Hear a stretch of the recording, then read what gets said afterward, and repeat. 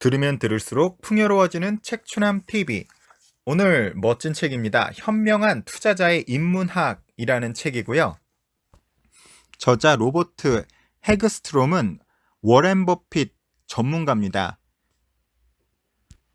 그에 져서 다시 워렌 버핏처럼 투자하라는 전 세계적으로 200만 부가 팔린 워렌 버핏 관련 최고의 투자 전략서로 꼽히고요. 본서는 워렌 버핏, 또 특히 버핏의 멘토로도 알려져 있는 찰리 멍거가 어떻게 투자를 바라보는지, 워렌 버핏과 찰리 멍거의 그들의 투자관을 엿볼 수 있는 정말 훌륭한 책입니다.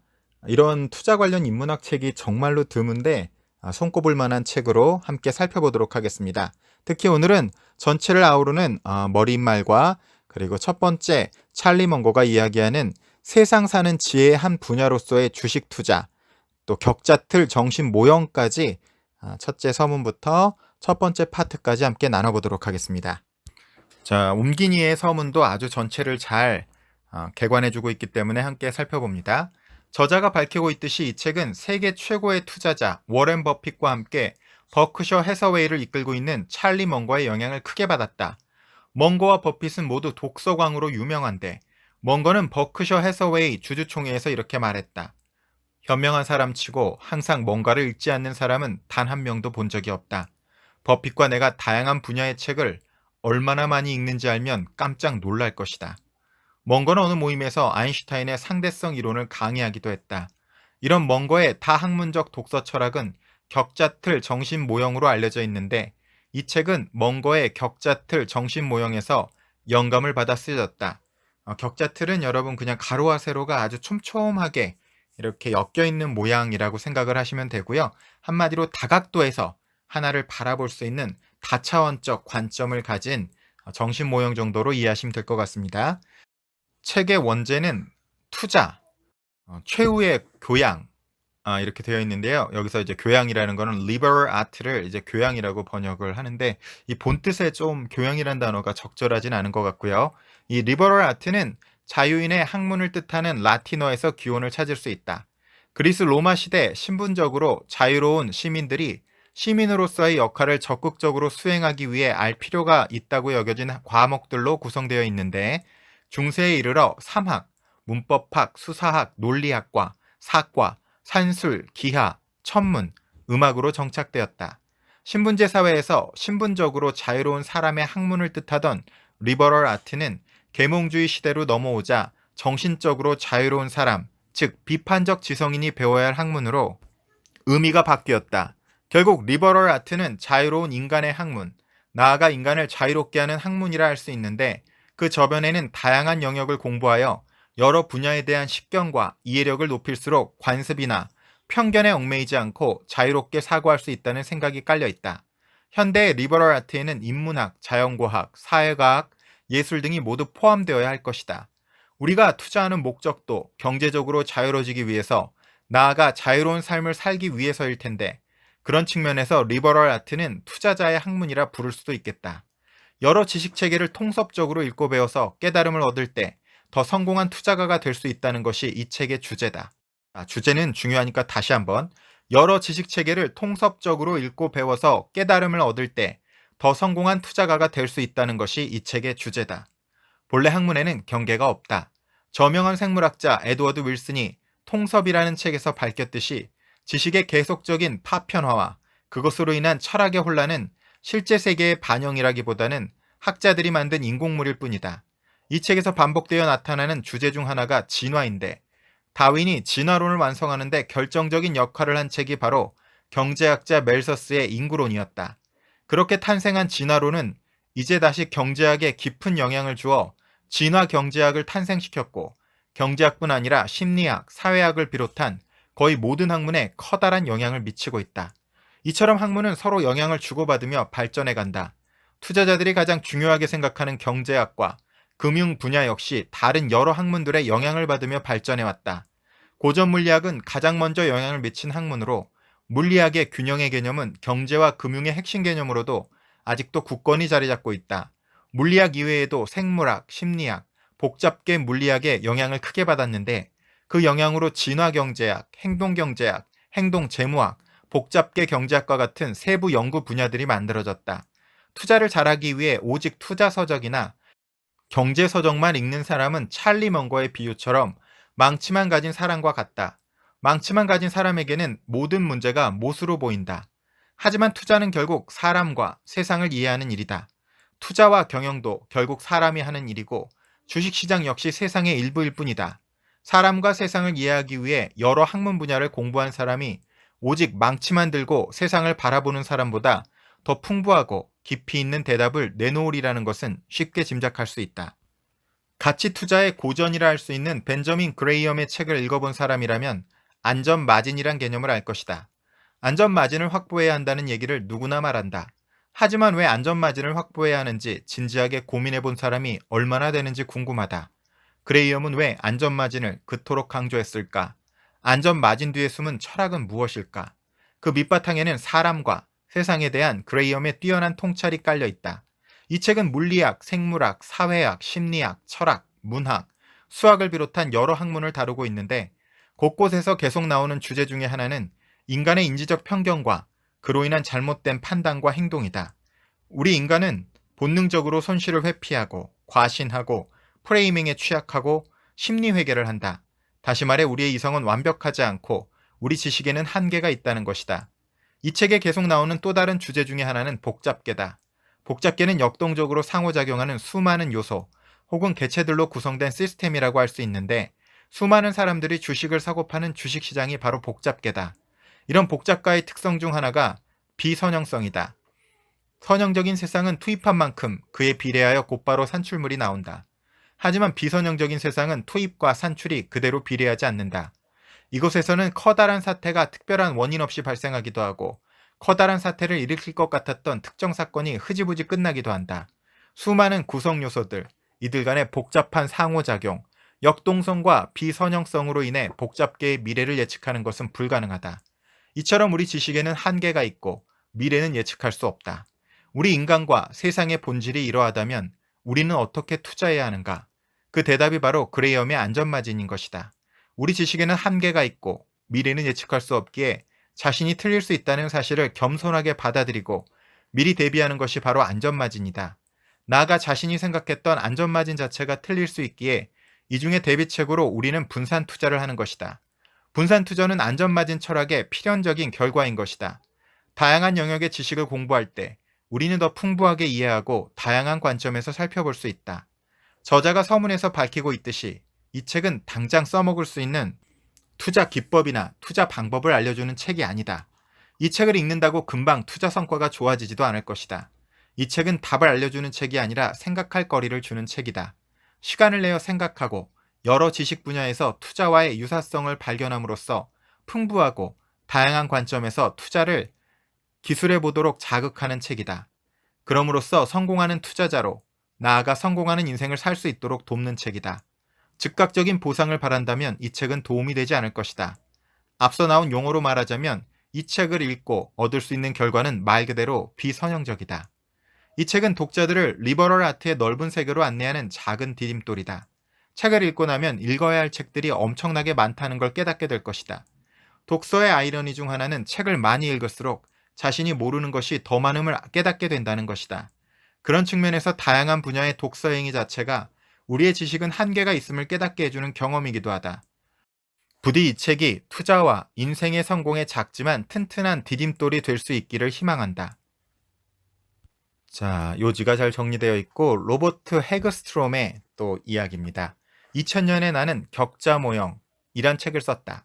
그 책은 세상을 사는 지혜를 얻는 법에 관한 찰리 먼거의 강의에 영감을 받아 여러 학문 분야의 지식을 빌려 투자를 생각해본 내용을 담고 있다.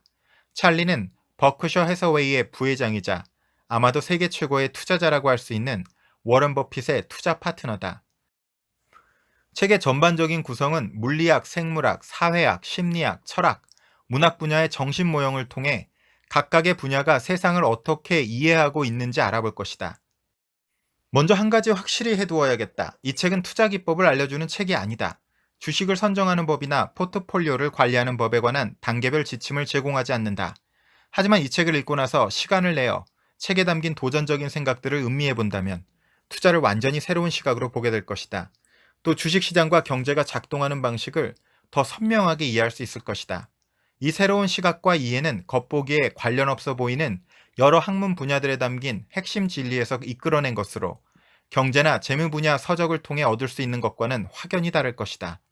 이 새로운 이해 수준에 도달하기 위해 우리는 여러 지식 영역들을 둘러보고 거기에 담긴 기본적이고 핵심적인 개념들을 탐구할 것이다. 필요할 경우 그 개념들의 유래와 발전 과정을 역사적으로 개괄해 볼 것이다. 나아가 이 개념들이 투자와 주식시장에 어떻게 연관되는지 살펴볼 것이다. 역사상 위대한 지성들이 품었던 생각들을 가지고 투자에 관한 새롭고 독창적인 생각들을 짜맞추어 나갈 것이다. 이 책의 집필 과정은 매우 힘들었는데, 그래서 각 학문의 기본적인 내용을 담고 있긴 하지만 내게 힘들었던 만큼이나 많은 독자들도 이 책의 내용이 쉽진 않을 것이다. 이 책은 두 가지 측면에서 도전적이다. 첫째, 일부 내용이 당신에게 낯선 학문일 수 있어 읽다 보면 대학 시절 강도 높은 세미나 수업 시간이 생각날지도 모르겠다. 그럼에도 새로운 사상은 당신을 자극하고 성취감을 안겨줄 것이다. 둘째, 각 장이 완전히 다른 학문 영역을 다루기 때문에 책을 다 읽기 전에는 전체적인 효용이 분명하게 보이지 않을 수 있다. 이 책은 각 장이 새로운 생각들을 층층이 쌓아가는 누적 방식으로 구성되었다. 학문 간의 공통된 주제와 연결성을 갖는 사고를 알려주려고 노력했지만 당신이 직접 주의 깊게 공부하고 심사숙고해 스스로 깨달아야 할 것들이 많을 것이다. 이 책을 읽는 것은 지적 호기심과 상당한 인내심을 요구한다. 필요한 정보를 점점 더 즉각적으로 찾아낼 수 있는 현실에서 이 책은 특이해 보일 것이다. 하지만 커다란 통찰에는 지름길이 없다고 믿는다. 기초부터 하나씩 밟아나가야 한다. 이처럼 폭넓게 접근하여 투자에 대한 이해 수준을 높이는 것이 이 책의 중심 내용이다. 회계, 경제, 재무 분야의 기본 지식을 습득하고 숙달하는 것으로는 더 이상 충분하지 않다. 뛰어난 투자 수익을 거두려면 그 이상이 필요하다고 믿는다. 언뜻 보아 관련 없어 보이더라도 어느 학문 분야에서건 새로운 통찰을 발견하고 활용하려는 강한 지적 욕구가 있어야 한다. 투자 과정에서 발생하는 대부분의 실수는 투자자의 혼란에서 비롯된다. 지금까지 학교와 전문가들이 가르친 투자 지식은 주식시장이 어떻게 작동하는지, 또 투자자들이 주식시장에서 어떻게 행동하는지에 관해 전체적인 그림을 보여주지 못하고 있다. 투자자들이 혼란스러워하는 것이 당연하다. 실수하는 것이 당연하다. 무엇인가를 제대로 이해하지 못하고 내린 의사결정은 동전 던지기와 다를 바 없다. 잘못된 의사결정을 할 가능성이 높다. 이 책을 통해 투자와 주식시장의 작동에 대해 아주 조금이라도 당신의 이해 수준을 높일 수 있다면 당신은 이미 유리한 동전을 갖게 된 셈이다. 1장 격자틀 정신 모형 세상 사는 지혜의 한 분야로서의 주식 투자. 저는 이 말 자체가 너무 마음에 듭니다. 투자업계에서 찰리라고 불리는 찰리 먼거는 세상에서 가장 유명한 투자자인 워런 버핏이 운영하는 지주회사 버크셔 해서웨이의 부회장이다. 변호사로서 사회생활을 시작한 찰리는 지금은 버핏의 비즈니스 파트너이자 친구이며 조언자다. 그가 말할 때면 사람들은 그의 말을 놓치지 않기 위해 자세를 가다듬고 집중한다. 파트너 버핏이 너무나 유명한 탓에 찰리 먼거의 탁월한 지적 능력이 잘 드러나지 않는 측면이 있다. 하지만 그가 일반인들에게 잘 알려지지 않은 것은 버핏 때문이라기보다는 대중의 높은 관심을 그다지 좋아하지 않는 찰리의 성격 탓이다. 버크셔 해서웨이의 연차 주주총회에서 그가 맡고 있는 중요한 역할 때문에 가끔씩 모습을 비칠 때를 제외하고는 대중에게서 멀찍이 떨어져 지낸다. 이거는 찰리 먼거가 자신의 가족을 보호하기 위해서도 그렇다고 알고 있습니다. 버크셔 주주총회에서도 그는 버핏이 주주 질문에 대부분 답하도록 하고 자신은 말을 아끼는 편이다. 하지만 가끔씩 그가 덧붙일 것이 있어 말하기 시작하면 주주들은 의자를 끌어당겨 자세를 바로잡고 그의 말 한마디 한마디를 놓치지 않기 위해 주의를 기울인다. 찰리 먼거의 특별한 강의. 찰리는 자신의 강의가 수강생들이 기대한 것과는 다소 다를 수 있다는 말로 짓궂게 강의를 시작했다. 주식시장에 대해 논하기보다는 세상 사는 지혜의 한 분야로서의 주식 투자에 관해 얘기하려 했다. 1시간 반의 강의 동안 주식시장, 금융, 경제에 관해 학생들이 일반적으로 갖고 있는 관점을 확장시킬 수 있도록 자극하고 주식시장, 금융경제가 별개의 지식체계가 아니라 물리학, 생물학, 사회학, 심리학, 철학, 문학, 수학을 아우르는 보다 더 큰 지식체계의 한 부분임을 깨달을 수 있도록 독려했다. 이렇게 통합된 관점에서 접근할 때 각각의 학문과 지식은 서로 얽히고 강화된다. 숙고 과정을 거치면 각 분야의 중심 사상을 결합하여 세상을 통섭적으로 이해할 수 있는 뛰어난 정신 모형, 멘탈 모델을 만들어낼 수 있다. 넓은 관점에서 세상을 보는 능력을 함양할 때 세상 사는 지혜, worldly wisdom을 얻게 될 것이다. 그런 굳건한 정신적 토대 없이 얻은 주식시장에서의 성공은, 아니 그 어떤 성공이든 한낱 단기간의 요행일 뿐이다. 자신의 요지를 좀 더 명확히 표현하고자 찰리는 여러 사고 모형들이 서로 결합된 이런 구조를 격자틀 모형이라는 은유를 사용해 설명한다. 여러분 머리에 여러 개의 모형을 가지고 있어야 합니다.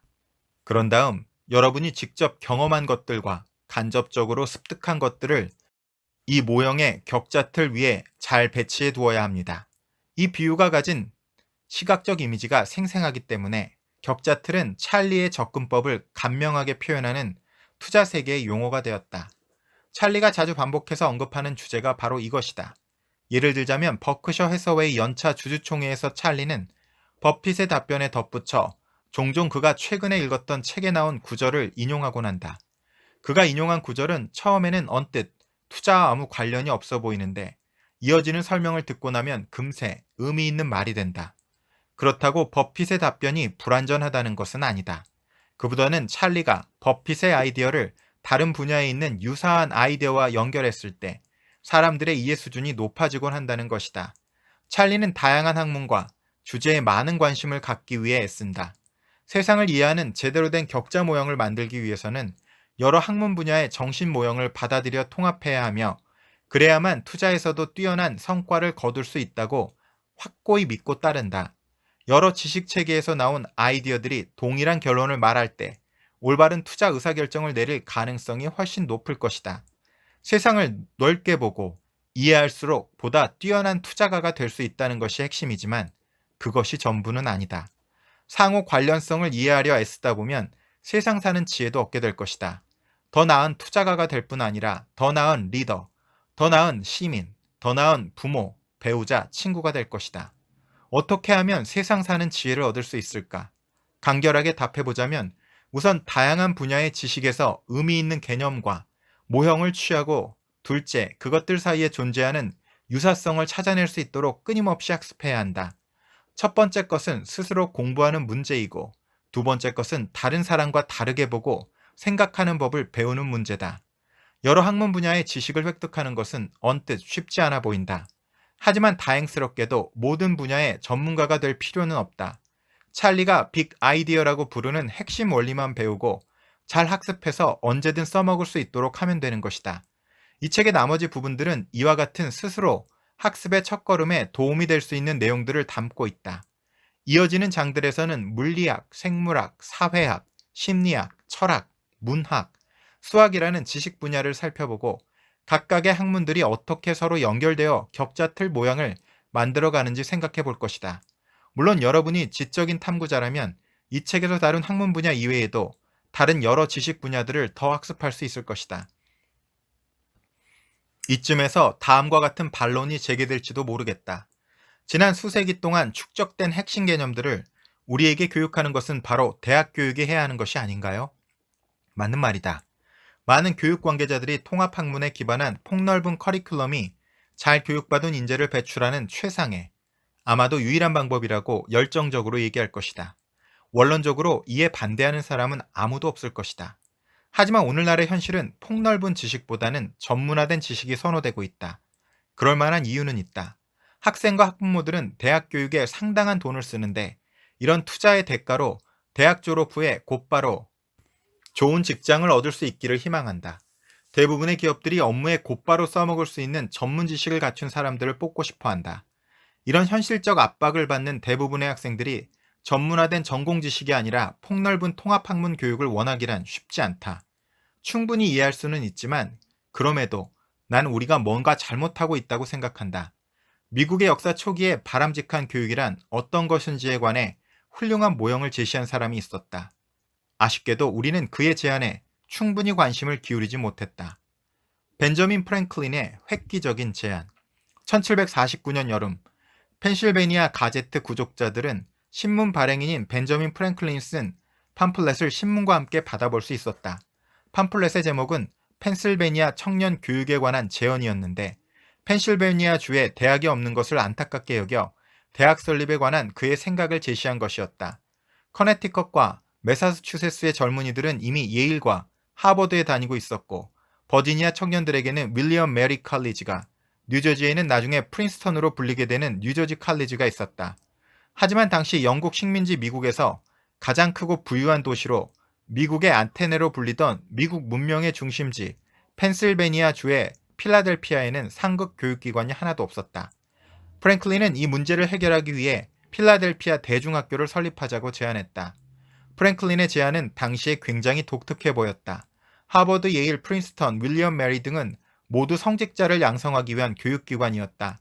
커리큘럼은 청년들이 기업이나 공공 분야에서 일할 수 있도록 준비시키는 실용적인 과정이라기보다는 그리스와 로마 고전이나 성경 공부가 중심인 고전 연구에 중점을 두고 있었다. 하지만 프랭클린은 자신이 장식용 학문이라고 표현한 전통적인 고전 분야뿐 아니라 실용적인 지식도 함께 중요하게 다루기를 희망했다. 배움의 측면에서 보면 모든 실용적 학문과 모든 장식적 학문을 전부 다 교육받을 수 있다면 좋을 것이다.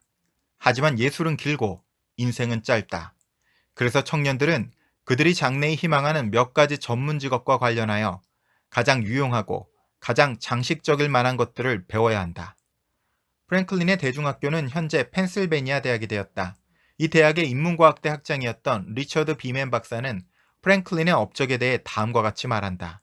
프랭클린은 오늘날 볼 수 있는 최초의 세속적 커리큘럼을 제안했습니다. 시기도 기가 막히게 적절했죠.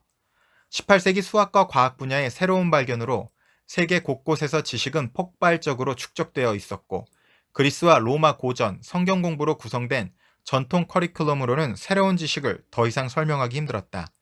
프랭클린은 대학이 새로운 지식 영역을 다루도록 제안했다.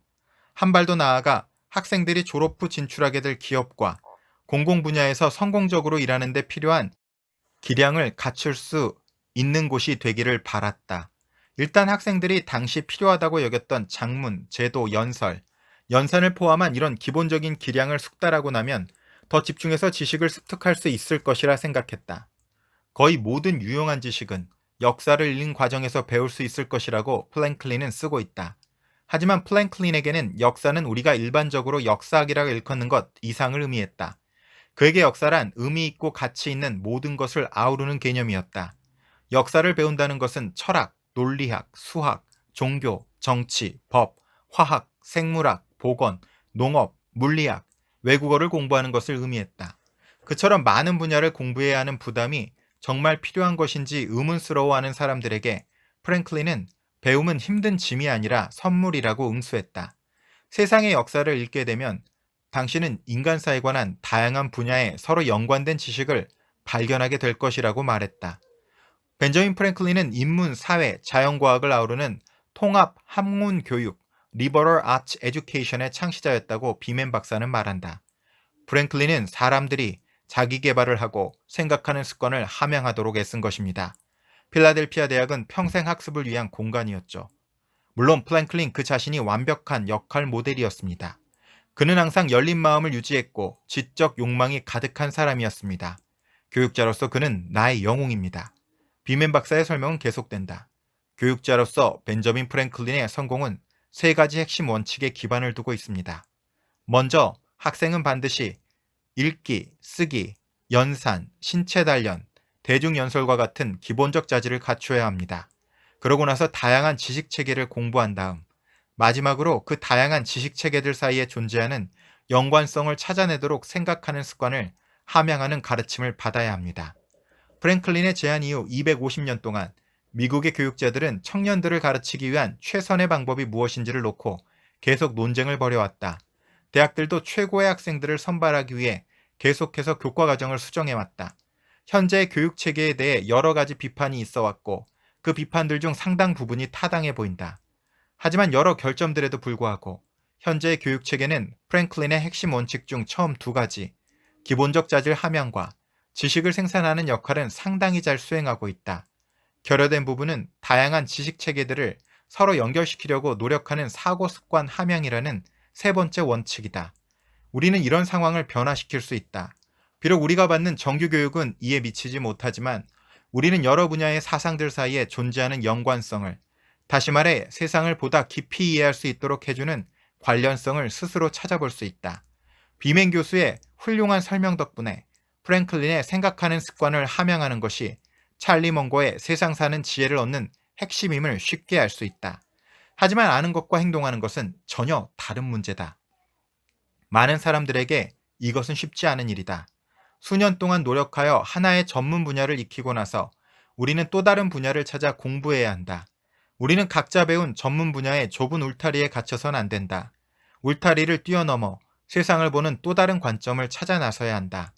투자자들에게 이런 노력이 가져다주는 보상은 어마어마하다. 주위를 둘러싼 울타리 너머를 볼 수 있다면 다른 분야에서 유사성을 발견하고 생각의 패턴을 찾을 수 있을 것이다. 하나의 개념이 다른 개념에 의해 보강되고 또 다른 개념에 의해 강화되면서 제대로 살아가고 있다는 것을 느낄 수 있을 것이다. 핵심은 하나의 아이디어를 다른 아이디어와 연결시키는 연관성을 발견하는 것이다. 다행스럽게도 우리 정신은 이미 이런 식으로 작동한다. 격자틀 정신 모형을 쉽게 이해하는 방법 은유.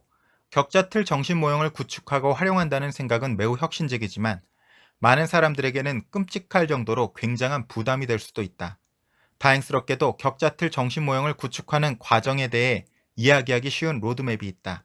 뉴멕시코 산타페에 위치한 산타페 연구소는 물리학자, 생물학자, 수학자, 컴퓨터 과학자, 심리학자, 경제학자들이 한데 모여 복잡 적응계를 연구하는 다학제적 연구 교육기관이다. 여기서 과학자들은 면역체계, 중추신경계, 생태계, 경제, 주식시장을 이해하고 예측하기 위해 노력하고 있으며 새로운 사고방식에도 깊은 관심을 가지고 있다. 미시건 대학에서 심리학과 컴퓨터과학 분야를 연구하는 존 홀랜드 교수는 산타페 연구소를 자주 드나들며 혁신적 사고에 관해 폭넓은 강연을 한다. 홀랜드에 따르면 혁신적 사고를 하기 위해서는 두 가지 중요한 절차를 익혀야 한다. 첫째, 지식의 원천이 되는 기본적인 학문들과 지식체계를 잘 이해해야 한다. 둘째, 은유의 용도와 유용성에 대해 잘 알 필요가 있다. 첫 번째 단계는 앞서 찰리 먼거가 이야기한 세상 사는 지혜를 얻기 위한 과정의 첫 번째 항목과 정확히 일치함을 알 수 있다. 정신 모형들을 연결시키고 거기서 효용을 얻기 위해서는 격자를 구성하는 각각의 정신 모형에 대해 기본적인 것들을 모두 이해하고 있어야 한다. 만약 당신이 각각의 모형이 어떻게 동작하는지, 각각의 모형이 설명하려고 하는 현상이 무엇인지 알지 못한다면 여러 정신 모형들을 함께 엮어봤자 별 도움이 되지 않을 것이다. 각각의 모형에 대해 당신이 전문가 수준이 될 필요는 없다. 하지만 그 기본은 확실히 이해하고 있어야 한다. 은유를 발견하라는 두 번째 단계는 언뜻 보기에 의외일 수 있다. 중학교 국어 수업 시간이 떠오를지도 모르겠다. 아주 간단히 말해 은유는 언어를 문자 그대로의 의미가 아닌 일상적인 의미와는 다른 방식으로 사용하여 의미를 전달하는 방법이다. 당신이 일하는 게 생지옥이야 라고 말할 때는 당신이 진짜 불구덩이에서 불을 끄고 잿더미를 치우며 하루를 보냈다는 것이 아니고 사무실에서 힘들게 하루를 보냈다는 것을 생생하게 은유로 표현한 것이다. 이런 식으로 은유는 간결하고 다채롭게 기억에 남도록 감정을 표현하는 방식이다. 좀 더 깊게 들어가자면 은유는 언어이면서 특정한 생각이고 행동을 표현한다. 언어학자 조지 레이코프와 마크 존스는 삶으로서의 은유라는 책에서 우리가 생각하고 행동할 때 사용하는 우리의 통상적 개념체계는 근본적으로 완전히 은유적이라고 말한다. 하지만 홀랜드는 은유가 단지 다채로운 언어 표현 능력이나 생각에 대한 묘사를 넘어서는 것이라고 주장한다. 은유는 우리가 아이디어를 모형으로 전환할 수 있도록 돕는데 이것이 바로 혁신적 사고의 기반이다. 은유가 어떤 개념을 보다 널리 이해되고 있는 다른 개념과 비교함으로써 어떤 개념이 보다 쉽게 의사소통되도록 돕는 것처럼 어떤 아이디어를 표현한 간단한 모형을 사용해 우리는 비슷한 아이디어를 가진 복잡한 체계를 보다 쉽게 이해할 수 있다. 두 경우 모두 우리는 하나의 개념, 타겟을 사용하여 또 다른 개념, 소스를 보다 잘 이해한다. 은유가 이런 식으로 쓰임으로써 은유는 기존의 아이디어를 표현할 뿐 아니라 새로운 아이디어를 자극한다. 격자틀 정신 모형이라는 개념, TV 다큐멘터리 시리즈로 방송되었던 내용을 기초로 쓴 책 커넥션에서 제임스 버크는 발명가들이 기존에 존재하던 발명품 소스와 발명가가 만들려고 하는 것 타깃 사이의 유사성을 처음 관찰하면서 발견에 이르게 되는 여러 가지 사례를 이야기한다. 자동차가 가장 대표적인 사례다. 자동차 카뷰레터는 향수 분무기와 연결되고 향수 분무기는 물이 갖는 수력을 어떻게 하면 이용할 수 있을지 궁리하던 18세기 이탈리아인과 연결된다. 알레산드로 볼타의 전기총은 애초 공기의 순도를 테스트하기 위해 만들어졌는데 결국 125년 후에 카뷰레터에 의해 분사된 연료를 점화시키는 데 사용되었다. 자동차의 기어는 물레방아 바퀴에서 곧바로 유래한 것이고 엔진의 피스톤과 실린더는 토머스 뉴커먼의 펌프 엔진으로까지 거슬러 올라간다. 애초에는 석탄 광산의 물을 빼내기 위한 용도로 설계된 것이다. 각각의 주요 발견은 앞선 아이디어들과 연결되고 앞선 아이디어들이 이후에 이어지는 생각들을 다시 자극하는 모델이 된다. 이 책에서 우리가 이해하고자 애쓰는 핵심 주제, 타깃 모델은 주식시장 혹은 경제다. 주식시장과 경제를 설명하기 위해 금융 분야의 많은 소스 모델들이 오랫동안 축적되어 왔다. 하지만 이런 모델들은 너무나 자주 우리를 실망시킨다. 시장과 경제가 움직이는 방식은 여전히 미스터리하다. 이제 시장과 경제를 보다 잘 이해하기 위해 다른 분야의 지식 체계로 확장해야 할 때다. 더 많은 지식 분야를 살펴볼수록 시장의 미스터리를 풀 수 있는 여러 방법들을 발견할 가능성이 높아진다. 우리의 목표인 혁신적 사고는 대부분 두 개 이상의 사고 모형이 함께 동작할 때 일어난다. 격자틀 정신 모형 그 자체가 하나의 굉장히 간결한 은유다. 격자가 무엇인지는 모두 알고 있고 아마도 대부분의 사람들이 격자 모양 틀을 직접 보았을 것이다. 격자 모양 틀은 울타리를 꾸미기 위해 테라스의 햇빛 가리개 용도로 덩굴 식물의 지지대로 많이 사용된다. 일련의 정신적 개념들을 조직화하기 위한 지지구조로 격자 은유를 마음속에 그려보기 위해서는 약간의 사고 확장이 필요할 뿐이다. 하지만 처음에는 굉장히 간단해 보였던 다른 많은 아이디어들처럼 격자 은유를 좀 더 깊이 생각해 볼수록 정신 모형이 격자틀로 엮여 있다는 개념이 선뜻 와닿지 않을 수 있다. 처음 생각했던 것보다 훨씬 복잡하고 어려워 보일 수도 있다. 인간의 마음에 관해 우리가 알고 있는 한 가지는 마음이 정보를 받아들여 처리하는 방식이 매우 다양하다는 것이다. 교육 전문가들이라면 어떤 학생들에게 새로운 아이디어를 가르치는 최상의 방법이 또 다른 학생에게는 전혀 효과가 없을 수 있다는 것을 잘 알 것이다. 그래서 최고의 교사는 개별 학생 하나하나의 마음에 들어맞는 여러 가지 열쇠를 가지고 다닌다. 마찬가지로 나 역시 격자틀 정신 모형이라는 개념을 잘 표현할 수 있는 여러 가지 비유들을 생각해냈는데 예를 들어 첨단 기술의 경험이 많은 사람들에게는 정신 모형 격자를 구축하는 과정을 신경망을 설계하는 것에 비교해 설명한다. 그러면 그들은 즉시 커다란 잠재력을 인식한다. 수학자들과 이야기할 때는 조지 불이 처음 고안해냈고 나중에 하버드 대학의 게릿 버코프가 격자 이론이라는 책에서 체계를 만든 개념들에 관해 이야기한다. 우연히도 똑같은 이름을 가진 비슷한 이랜 체계로 인해 이중으로 강화되는 효과가 있다. 심리학자들은 격자 틀을 연결주의 이론에 쉽게 연결시킨다.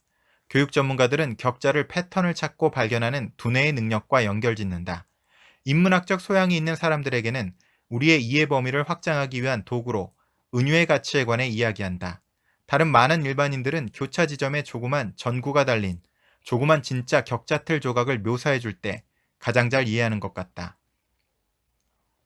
어느 날 오후 거실 창문 너머 보이는 뒷마당 담장을 바라보다 이런 비유를 떠올리게 되었다.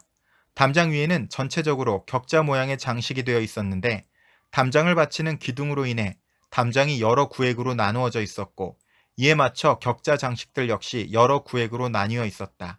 이 담장을 보며 정신 모형의 광에 생각하다가 나는 격자 틀의 각 구획이 지식의 한 영역을 나타내는 것이라고 점차 깨닫기 시작했다. 차고에서 가장 가까운 구획은 심리학 분야가 되고 그 옆은 생물학이 되는 식이다.